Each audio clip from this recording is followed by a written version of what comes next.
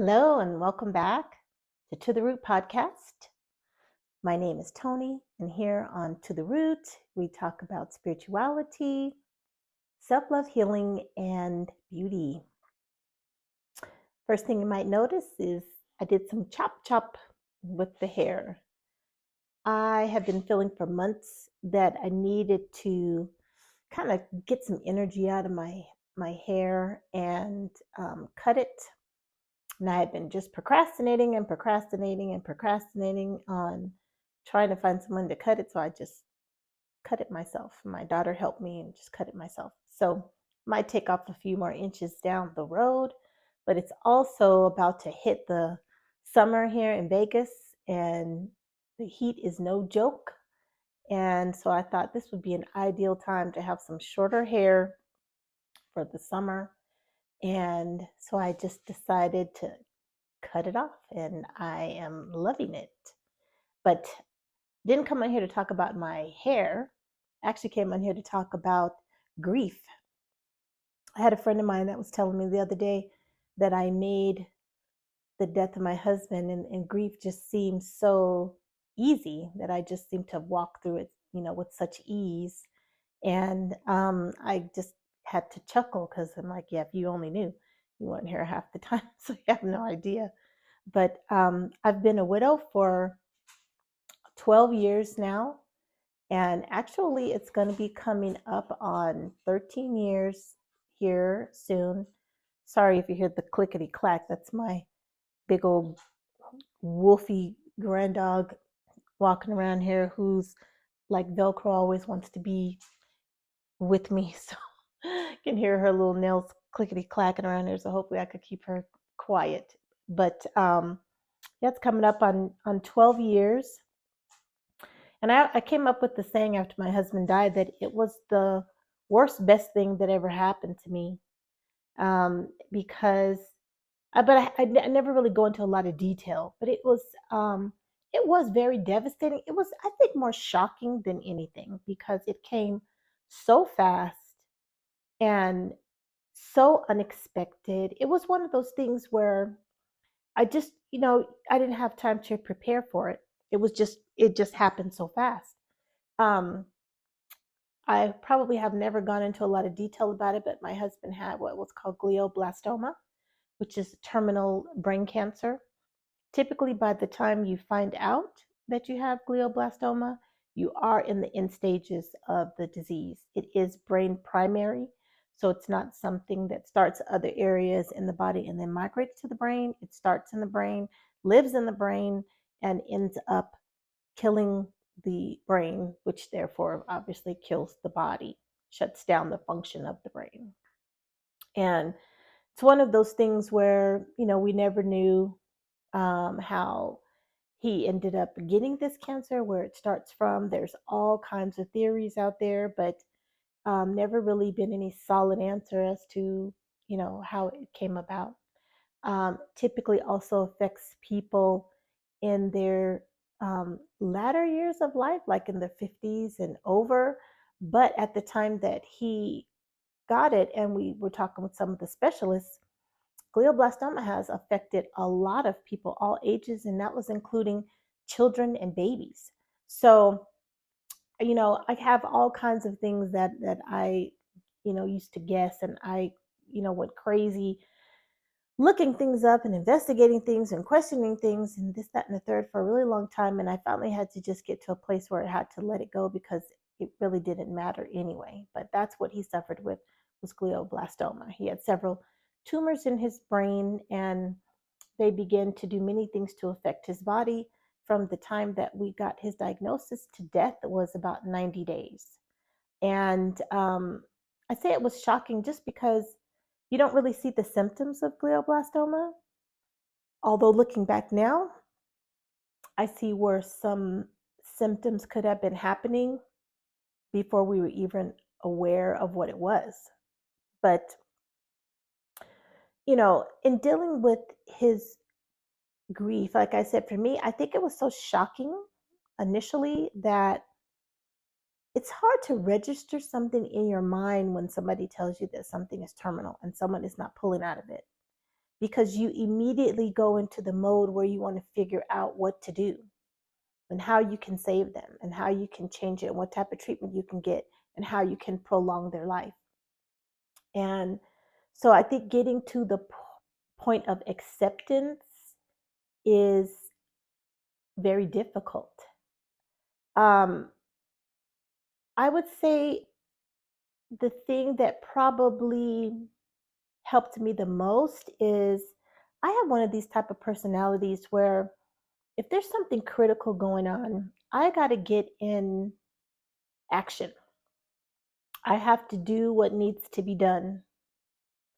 And then I can deal with the emotion later. So I think the number one thing, of course, were my kids and helping them, go through the trauma and the loss and doing my very best to make sure that they were as well as they could be. Plus, I had, um, property that I had to think about. It was just so many things that you have to get out of the way for me before I could take the time to really process the death. And I would say I don't think that really came for me till much later, because I can remember after he died, I remember it was one of those things where, when he ended up being in hospice, so let me kind of back up.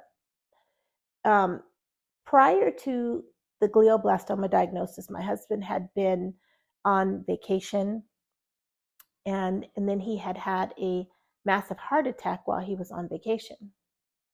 And he ended up having to stay a little bit longer in the state that he was in before they would allow him to come back home.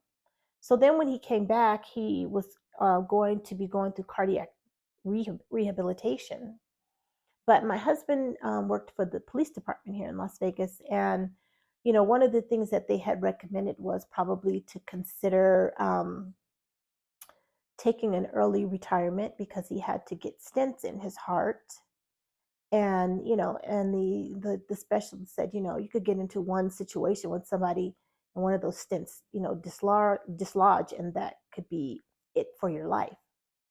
So during, you know him going through this process of transition of going to do the rehabilitation for the heart, also going to be processing out of his job, after probably about maybe a month or two after the heart attack, he had a seizure. And this seizure created a brain bleed, and he ended up having many complications after that. And then we found out it was the terminal cancer. So, but he was still, after his lengthy hospitalization, was still able to, walk around, get around, do a lot of independent things for himself. It had affected his peripheral vision, and it had also affected his speech. He had aphasia. So I said, dealing with him at that time was kind of like being in a game show.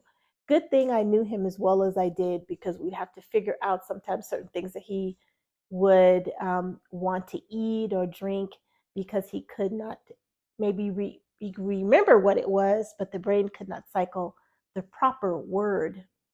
So everything was like a word game. But, luckily we knew the things that he liked, and we were always able to make that happen. But what ended up happening at the end was, because he had to be on such high doses of steroids, of course, steroids create a ridiculous amount of side effects in the body, and one of those being throwing off your blood sugar. So we ended up having to take him into hospice for, it was supposed to be just like 3 or 4 days for them to begin to regulate his blood sugar. Well, then once he actually got into hospice, he literally went into the dying phase, and he ended up being in hospice for 8 days, died on the 8th day, which was actually Father's Day back in 2012. And so I would say it all went so quick, because from the time that we got the diagnosis to trying to get everything set up at home, um, taking care of things with the job, and then going into hospice, and then him going into the dying phase, I don't think I really had a lot of time to get it processed. And so for me, then afterwards, again, it was really checking for my kids, making sure that they were, as well as they could be. And that's a hard place to be as a parent because, as moms, what do we always want to do? We want to fix everything for our kids. I'm definitely one of those parents. If I could keep my kids from suffering any type of pain in this world, I would do it. And I know also that's not necessarily my job. I know there's things that they came here to experience on their own as a soul, but it's hard to watch your kids when they're in a place that you can't fix it, that you could just have to be on standby and be there for them, but you can't resolve the problem. So I would say in the grief, that was probably the absolute hardest thing for me, was not being able to fix it for them. Um, and I would also say too, I'm that type of person. I gotta get in and make things happen, and then I can kind of be with myself and how I'm feeling about certain things. So I remember when he finally died, and then being at home, not really knowing what to do with myself because we were going to appointments and treatments, and then when he was in hospice, I'm sleeping there. I may come home briefly to do some things that I have to do. There was always another family member there. It's just so much going on, and then afterwards, it's the silence of nothing going on. And I just remember for so long waking up every day and saying to myself, gosh, did he really have cancer? Did I really watch him die of cancer? He really had cancer. Oh my gosh, maybe I should have did this, maybe I should have done that. And I don't even know how long that went on. I just remember every single day waking up with this disbelief that I really could not believe that I watched this person, who I had loved for over 2 decades, die. And I don't even remember. I just remember one day waking up, and that wasn't my first thought. But the funny thing is, when it wasn't my first thought, I felt guilty. That was one of the biggest things when he died. Was I don't know, I had a very hard time feeling like I should enjoy myself, feeling like I should laugh. I had an extremely hard time going to a movie. And I remember the very first movie that I went to, and it was when Flight came out with Denzel Washington. And I really enjoyed the movie, but I remember sitting there the whole time feeling so guilty because my husband loved going to the movies. That was one of his favorite things. And I just felt so guilty for enjoying myself. I felt guilty for enjoying anything that might have been his favorite food and that was my favorite food. And now he can't have that food. It was just so wild, the things that my mind put me through. And I did go, through counseling and everything. But even with those things, you just still have to process it in the way that you have to process it. So I get chuckle, like I said, when my friend said, like, I went through it so easy. I was thinking, like, girl, I felt like I was crazy half the time. Like, you just have no idea. I just know allowed myself to feel it. I think that's the biggest thing I'm learning about myself, is not to shove things down, but no matter what it is, to feel it and be okay with whatever that is. If it's anger or disappointment or sadness or joy, to just let myself feel it. Because at the end of the day, I also knew my husband well enough to know how he wanted us, to live our life. And I know the type of person and personality that he had. And I know he would not have wanted us sitting around crying all the time. Matter of fact, one of the things he used to say all the time is, I'm positive. So you be positive, because I'm going to be positive, positive, positive. And he used to say that all the time. And a couple of my kids actually got that tattooed on themselves as a reminder that, to be positive. And so he didn't want to see us sitting around doing a lot of crying. And, I decided that whatever time that we had, we were going to celebrate that. And that's how I choose to look at his life. Not that it was a loss, but at the good that it brought into, our lives and the people that he impacted. We, by no means, had some fairy tale romantic relationship. That was an understatement. Actually, when my husband got this diagnosis, we were not living together. We were separated, actually headed for divorce. We had been separated for 2 years. And when this happened, it ended up, bringing us back together. And that's kind of how our relationship seemed to go. I'll have to touch on that more in another video, but it seemed like whenever we were looking to get out of it, something would always kind of bring us back together. And I'm very thankful for how things went in the end, that we were able to get everything resolved. We renewed our vows. And the most important thing to me was that he was able to die with love and peace. And I would say to anybody that's dealing with grief, it's your own process. And you have to put yourself on your own timeline. I think people have this thing in their mind that when, oh, it's coming up on a year, and then people should be okay, or they should be over it, or whatever.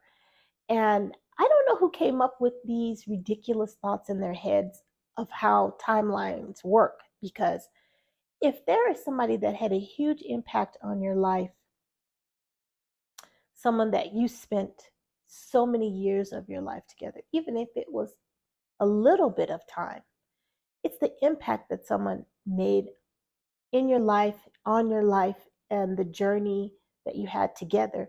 No one can tell you what's the right amount of time to grieve something. I think you grieve the loss of a person forever in your life. I think you just find another way to go on living, without them. I also think, for me, I saw so many powerful events, I guess I could put it like that, in hospice, that also made me realize that, the body is the only thing that dies, but the soul goes on and on. And, through someone that I ended up encountering in hospice. Maybe I'll tell that story one day, but I ended up meeting a woman, and she had come to our door, and we had a brief conversation with her. She was the sweetest thing. And then I ended up finding out from the nurse that this woman had passed away like 2 days later, 2 days before. I'm sorry, that she was at the door 2 days before. So I was literally talking to the spirit of this person. And I have a very strong, I feel, knowledge that, you know, the body dies, but the soul never does. I feel I've had many people that have come back to me in different ways, in dreams, and what I always kind of call this sleep awake state that I can have sometimes. And I have, received information and love and compassion and support and those types of things. And my husband being one of those people. So, those are things we can delve into, at other times. I think you have to choose how you want to walk through your grief, and not let anybody tell you what's right or wrong for you, what's right or wrong for you and your children.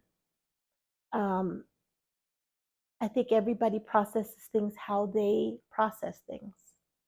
So don't let anybody tell you what it should look like for you as a grieving widow, or as a parent, or a friend, or someone that's lost a parent or a loved one. One of the things the psychologist said to me in hospice was, there is no good death. And he said, people that lose their loved ones, let's say in a tragic accident, wish that they had more time. And people that may see their loved ones ill and lingering wish the time could be shorter because they don't want to see their loved one suffering. So there is no good death. It's just death, and how you choose to view it. For me, it's gotten so much easier for me because, like I said, I began to realize spiritually that, you know, they may leave us physically, but the soul is lives on forever. And I believe that when we need our loved ones, they are there for us. And I think people can choose to believe whatever works for them. I don't think anybody came here to have this exact same experience as someone else. So it may be something completely different for you. I'm not here to tell you how to feel, how to process it, or what to believe. I'm just here to tell you to be you. That if you're in a grief place, do what you feel that you need to do.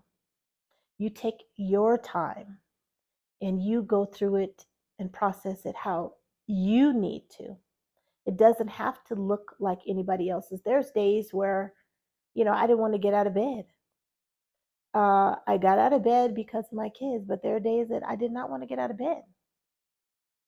Um, you know, and like I said, I had a lot of guilt about a lot of things that I had to get past to realize that it is okay for me to, enjoy my life, to find my own path, that I don't have to stay on the journey that he and I had because now it's me. And that I don't have to feel bad or guilty that I'm the one that is still here and that I can experience the things that I experience. And I'm okay with that. But it took me some time to get there. Um, I've been proud of myself about a lot of things. It's a lot of firsts that I experienced. I bought my first car by myself after my husband died. My first house by myself after my husband died. Those were those were big milestones for me, hard and scary milestones for me, and some of them very sad. But I gave myself permission to be proud of myself and to experience these things by myself. And currently, yes, I am still doing life by myself. I haven't um, had another mate or love in my life because I wanted to take care of myself and do some things, on my own. But I feel like now I'm finally at a healed place in my life where, yes, I would be open to love and any other things that come my way. So take your time, grieve how you need to, do what you need to do, and love on yourself. And I'm here to love and support you as always. And I'll see you on the next episode of To the Root.